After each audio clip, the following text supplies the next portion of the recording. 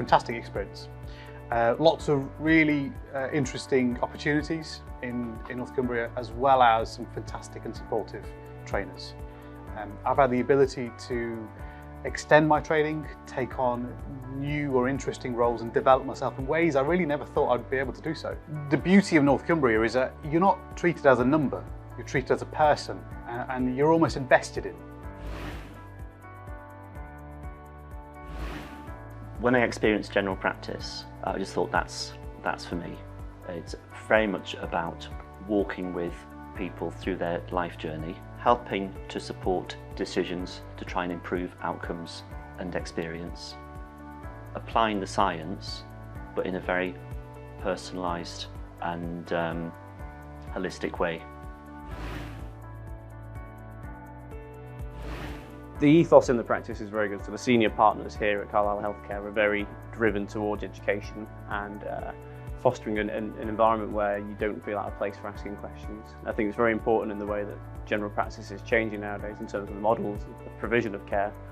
With the shortage of doctors and shortages of kind of more senior trained healthcare staff, we're looking at recruiting a lot of other auxiliary roles like assistant nurse practitioners, specialist nurse practitioners, to look at managing kind of longer term care, and also looking at how we structure the different delivery systems. So say having a head GP or a central senior figure managing a wider team. So that educational environment is very important for allowing people to come on board, feel part of the family, feel open to asking questions where they need, and just developing the learning process as they're actually on the job. So training and support is a huge amount of what we do, and that's partly around building sustainability, building resilience. We've got a number of GP trainers within the practice. We regularly host GPs in training and have employed a number of GPs as they've come through training. We also support and train other health professionals. The way we've approached that is to try to provide them with something that's outside of the practice. So although it's 4 at the moment, 2 of them are doing a job share, and they're doing part-time and half-time in hospital. So they're working in different hospital disciplines to bring up the skills on that side. One of them's working down the Glenridding practice down in Ullswater.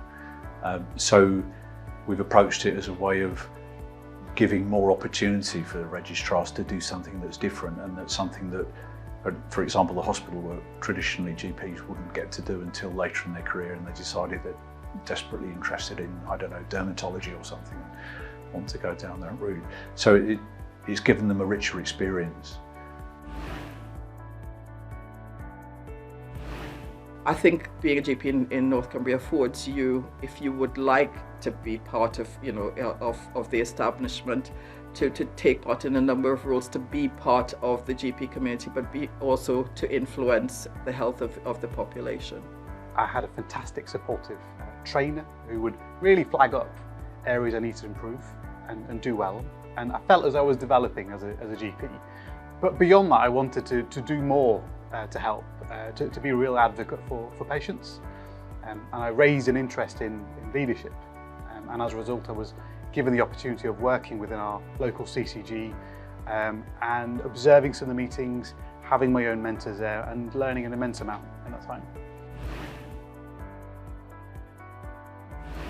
My rotations are very much balanced between both very much inner city urban to very remote, challenging rural environments, and the contrast really helped me with develop and both skills, but also appreciate the benefits and challenges of each.